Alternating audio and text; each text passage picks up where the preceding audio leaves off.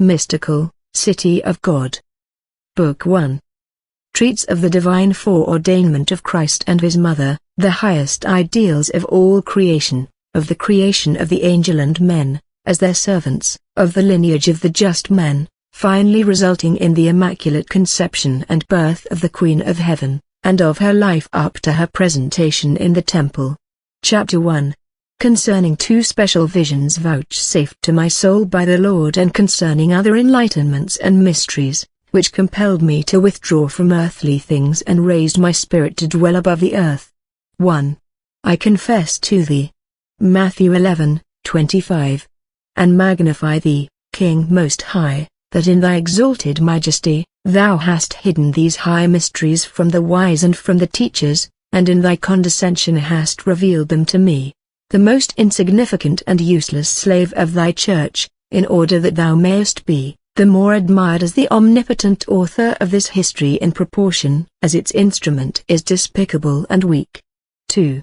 After I had overcome the above-mentioned reluctance and disorderly fears which caused so much timid hesitation, lest I suffer shipwreck in that sea of marvels, the most exalted Lord caused me to feel a virtue from on high, strong, sweet, efficacious and gentle, an enlightenment which illumined the intellect, subjected the rebellious will, tranquilizing, directing, governing and erecting the whole range of interior and exterior senses, thus subjecting my entire being to the will and pleasure of the Most High, and directing it in all things toward His honor and glory alone. Being thus prepared, I heard a voice from the Almighty, which called me and raised me up toward Him, exalting my dwelling place on high. Ecclesiasticus 51:13. And strengthening me against the lions, that hungrily roared about me in order to snatch my soul from the enjoyment of great blessings in the boundless mysteries of this holy tabernacle and city of God, surrounded by the sorrows of death and perdition. Psalm 17:5. And beset by the flames of Sodom and Babylon, in which we live, it liberated me from the portals of sorrow, into which I was enticed to enter. My enemies, forming visions of fallacious and deceitful delights for the misleading of my senses and the capture of them by pretended pleasures, set their allurements about me, in order that I might blindly turn toward these flames and be consumed by them. But from all these snares, laid for my footsteps. Psalm 56:7. The Most High has delivered me, elevating my spirit and teaching me by the most efficacious admonitions, the way of perfection. He invited me to a life spiritualized and angelic, and obliged me to live so cautiously, that in the midst of the furnace, the fire touched me not. Ecclesiasticus 51:6. He often liberated me from the impure tongue, when it sought to communicate to me its earthly fables. Psalm 118:85. His Majesty invited me to rise from the dust and littleness of the law of sin, to resist the defections of sin-infected nature and restrain its disorders, combating them by his enlightening inspirations and raising myself above myself. Lamentations 3:28. He called me repeatedly, sometimes by the power of his omnipotence, sometimes with the correction of a father, and at others with the love of a spouse, saying, Arise, my dove, creation of my hands, make haste and come to me. Canticle 2:10. Who am the light in the way. John 8:12. He that follows me, walks not in darkness. Come to me, who am the secure, truth, and unchangeable holiness, to me, who am the powerful and the wise, and the teacher of those that follow wisdom. Wisdom 7:15. 3. These words were like arrows of sweet love, which filled me with admiration, reverence, knowledge and dread of my sins and of my vileness, so that I retired from his presence, shrunken and annihilated in the knowledge of my nothingness. And the Lord spoke to me, Come, O soul, come to me, who am thy omnipotent God, and although thou hast been a prodigal child and a sinner, arise from the earth and come to me, thy Father, receive the stole of my friendship and the ring of spouse. 4. Still remaining in that secure retreat of which I have spoken, I saw on a certain day, 6 angels, whom the Almighty had appointed to assist and guide me in this undertaking and, in other dangers.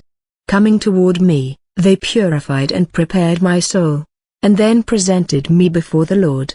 His Majesty gave to my interior being a new light, and, as it were, a participation in glory, by which I was made capable and desirous of seeing and understanding the things, which are above the powers of a mere terrestrial creature.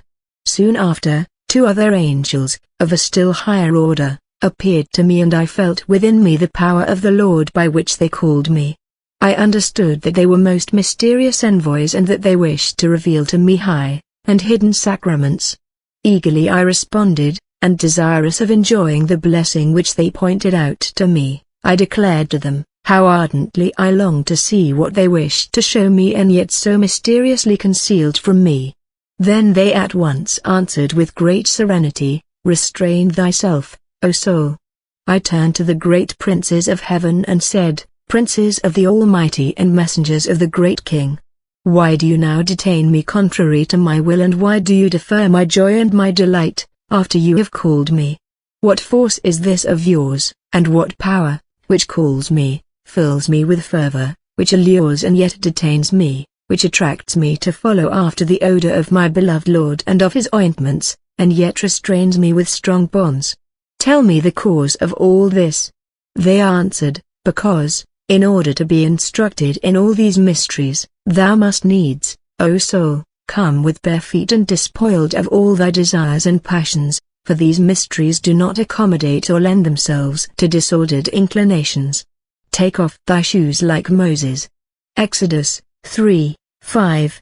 For such was the command given to him before he could see the wonderful bush. "Princes of heaven and my lords," I answered, "much was asked of Moses, when he received the command to perform the works of an angel while yet living in mortal flesh, but he was a saint, and I am but a sinner full of miseries.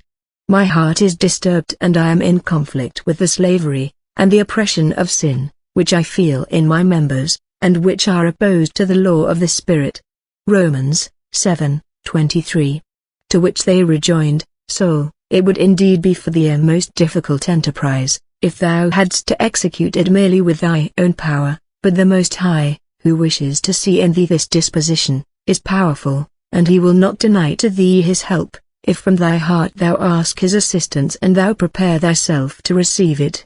And his power, which caused the bush to burn and at the same time prevented it from being consumed, can prevent also the fire of the passions which encompass and beset the soul, from consuming it, if it truly desires to be saved. His Majesty asks for that which he desires, and can execute what he asks. Strengthened by him, thou canst do that which he commands. Philippians 4:13. Take off thy shoes and weep in bitter sorrow, call out to him from the bottom of thy heart, in order that thy prayers may be heard and thy desires fulfilled. 5.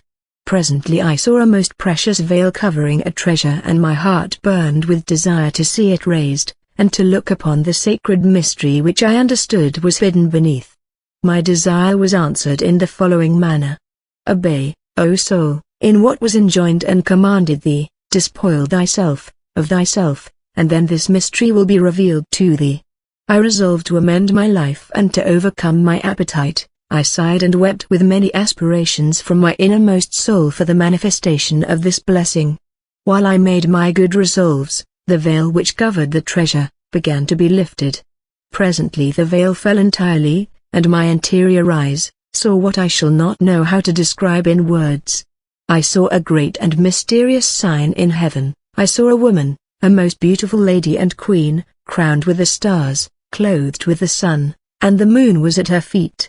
Apocalypse 12:1. The holy angels spoke to me, "This is that blessed woman, whom Saint John saw in the Apocalypse, and in whom are enclosed, deposited and sealed up the wonderful mysteries of the redemption." So much has the Most High and powerful God favored this creature, that we, his angelic spirits, are full of astonishment. Contemplate and admire her prerogatives, record them in writing, because that is the purpose for which, according to the measure suitable to thy circumstances, they will be made manifest to thee.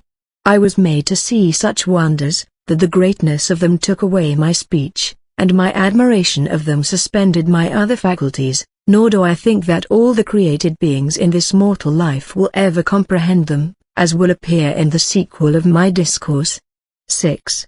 On another day, while my soul sweetly tarried in the aforesaid habitation, I heard a voice from the Most High saying, My spouse, I desire that thou rouse thyself in earnest to seek me, and to love me with fervor, that thou make thy life more angelic than human, and that thou forget entirely the terrestrial affairs. I wish to raise thee as one that is poor from the dust, and as one full of need from the dunghill. Psalm 112, 7. So that, while I exalt thee, thou mayest humiliate thyself, and the nard of thy sweet odor may remain in my presence, knowing thy own misery, be thou convinced from the bottom of thy heart, that thou meritest for thyself only tribulation and humiliation. Consider my greatness and thy littleness, remember that, I am just and holy, I deal with thee, considerately, making use rather of my mercy and not chastising thee as thou deservest. Strive to build upon this foundation of humility all the other virtues in order to fulfill my wishes. I appoint my Virgin Mother to teach, correct and reprehend thee. She will spur thee onward and accompany thy footsteps according to my liking and pleasure. 7. While the Most High spoke to me, the Queen stood nearby, and the heavenly princess disdained not to accept the office which His Majesty assigned to her. She accepted it benignly and said to me, My daughter, I desire that thou be my disciple and my companion, and I will be thy teacher, but remember that thou must obey me courageously, and from this day on no vestige of a daughter of Adam must be found in thee. My conduct and my works during my pilgrimage on earth, and the wonders which the arm of the Almighty wrought through me, shall be the mirror and the model of thy life. I prostrated myself before the throne of the King and Queen of the universe, and I offered to obey her in all things. I gave thanks to the Highest for the favor, which He, so much in excess of my merits, conferred upon me in giving me such a guide and protectress. Into her hands I renewed the vows of my profession. I offered myself to her and proposed to work anew at the amendment of my life. Again the Lord spoke to me, Behold and see. Turning, I saw a most beautiful ladder with many rungs. Around it were many angels, and a great number of them were ascending and descending upon it. His Majesty said to me, This is the mysterious ladder of Jacob, the house of God and the portal of heaven.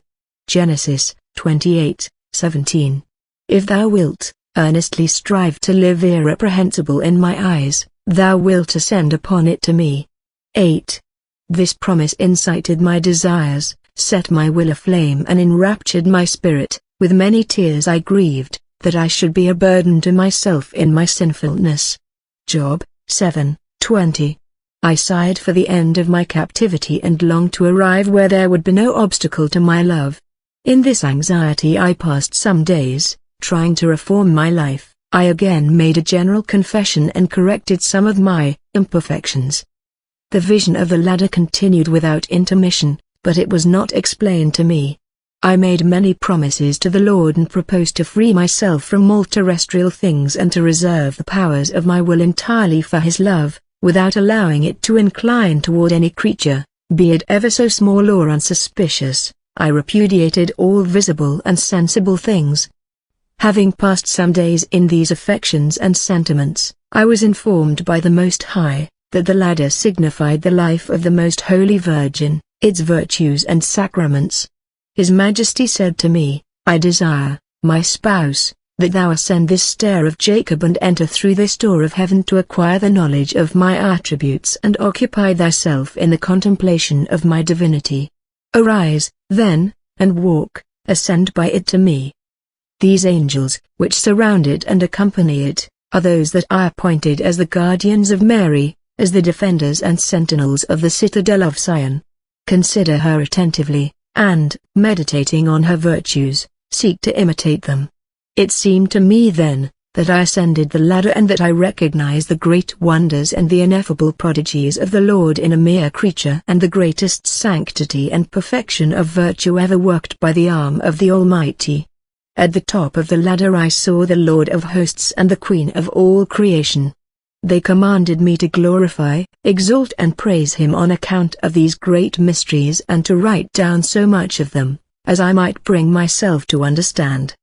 The exalted and high Lord gave me a law, written, not only on tablets, as he gave to Moses. Exodus 31:18. But one wrought by his omnipotent finger in order that it might be studied and observed. Psalm 1:2. He moved my will, so that in her presence I promised to overcome my repugnance and with her assistance to set about writing her history, paying attention to three things. First, to remember that the creature must ever seek to acknowledge the profound reverence due to God and to abase itself in proportion to the condescension of His Majesty toward men, and that the effect of greater favors and benefits must be a greater fear, reverence, attention and humility. Secondly, to be ever mindful of the obligation of all men, who are so forgetful of their own salvation, to consider and learn what they owe to the Queen and Mother of Piety on account of the part assumed by her in the redemption, to think of the love and the reverence which she showed to God and the honor in which we are to hold this great lady. Thirdly, to be willing to have my spiritual director, and if necessary the whole world, find out my littleness and vileness, and the small returns which I make for what I receive. 9. To these my protestations, the Most Holy Virgin answered, My daughter, the world stands much in need of this doctrine, for it does not know, nor does it practice, the reverence due to the Lord Omnipotent. On account of this ignorance His justice is provoked to afflict and humiliate men. They are sunken in their carelessness and filled with darkness, not knowing how to seek relief, or attain to the light. This, however, is justly their lot, since they fail in the reverence and fear, which they ought to have. Besides this the Most High, and the Queen gave me many other instructions, in order to make clear to me their will in regard to this work. It seemed to me temerity, and want of charity toward myself, to reject the instruction, which she had promised me for narrating the course of her most holy life. It seemed equally improper to put off the writing of it, since the Most High had intimated this as the fitting and opportune time, saying to me in this regard, My daughter, when I sent my only begotten, the world, with the exception of the few souls that served me, was in worse condition than it ever had been since its beginning, for human nature is so imperfect that if it does not subject itself to the interior guidance of my light and to the fulfillment of the precepts of my ministers by sacrificing its own judgment and following me, who am the way, the truth and the life. John 14:6. And by carefully observing my commandments in order not to lose my friendship, it will presently fall into the abyss of darkness and innumerable miseries, until it arrives at obstinacy in sin. From the creation and sin of the first man until I gave the law to Moses, men governed themselves according to their own inclinations and fell into many errors and sins. Romans 8:13. After having received the law, they again committed sin by not obeying it. John 7:19. And thus they lived on, separating themselves more and more from truth and light, and arriving at the state of complete forgetfulness. In fatherly love I sent them eternal salvation and a remedy for the incurable infirmities of human nature, thus justifying my cause. And just as I then chose the opportune time for the greater manifestation of my mercy, so I now select this time for showing toward them another very great favor. For now the hour has come and the opportune time to let men know the just cause of my anger, and they are now justly charged and convinced of their guilt. Now I will make manifest my indignation and exercise my justice and equity. I will show how well justified is my cause. In order that this may come to pass more speedily, and because it is now time that my mercy show itself more openly, and because my love must not be idle, I will offer to them an opportune remedy, if they will but make use of it for returning again to my favor. Now, at this hour, when the world has arrived at so unfortunate a pass, and when, though the Word has become incarnate, mortals are more careless of their weal and seek it less, when the day of their transitory life passes swiftly at the setting of the sun of time, when the night of eternity is approaching closer and closer for the wicked and the day without a night is being born for the just, when the majority of mortals are sinking deeper and deeper into the darkness of their ignorance and guilt, oppressing the just and mocking the children of God, when my holy and divine law is despised in the management of the iniquitous affairs of state, which are as hostile as they are contrary to my providence, when the wicked least deserve my mercy. In these predestined times, I wish to open a portal for the just ones through which they can find access to my mercy. I wish to give them a light by which they can dispel the gloom that envelops the eyes of their minds. I wish to furnish them a suitable remedy for restoring them to my grace. Happy they who find it, and blessed they who shall appreciate its value, rich they who shall come upon this treasure, and blessed and very wise those who shall search into, and shall understand its marvels and hidden mysteries. I desire to make known to mortals how much intercession of her is worth, who brought restoration of life by giving mortal existence to the immortal God. As recompense I desire that they look upon the wonders wrought by my mighty arm in that pure creature as upon a mirror by which they can estimate their own ingratitude. I wish to make known to them much of that, which according to my high judgment is still hidden concerning the Mother of the Word. 10. I have not revealed these mysteries in the primitive church, because they are so great, that the faithful would have been lost in the contemplation and admiration of them, at a time when it was more necessary to establish firmly the law of grace and of the gospel. Although all mysteries of religion are in perfect harmony with each other, yet human ignorance might have suffered recoil and doubt at their magnitude, when faith in the incarnation and redemption and the precepts of the new law of the gospel were yet in their beginnings. On this same account the person of the incarnate Word said to his disciples at the Last Supper, "Many things have I to say to you, but you are not yet disposed to receive them." John 6:12. These words he addressed to all the world, for it was not yet capable of giving full obedience to the law of grace and full assent to the faith in the Son, much less was it prepared to be introduced into the mysteries of his mother. But now, mankind has great need for this manifestation, and this necessity urges me to disregard their evil disposition. And if men would now seek to please me by reverencing, believing, and studying the wonders, which are intimately connected with this Mother of piety, and if they would all begin to solicit her intercession from their whole heart, the world would find some relief. I will not longer withhold from men this mystical city of refuge. Describe and delineate it to them, as far as thy shortcomings allow. I do not intend that thy descriptions and declarations of the life of the Blessed Virgin shall be mere opinions or contemplations, but reliable truth. They that have ears to hear, let them hear. Let those who thirst, come to the living waters and leave the dried out cisterns. Let those that are seeking for the light, follow it to the end. Thus speaks the Lord God Almighty. 11.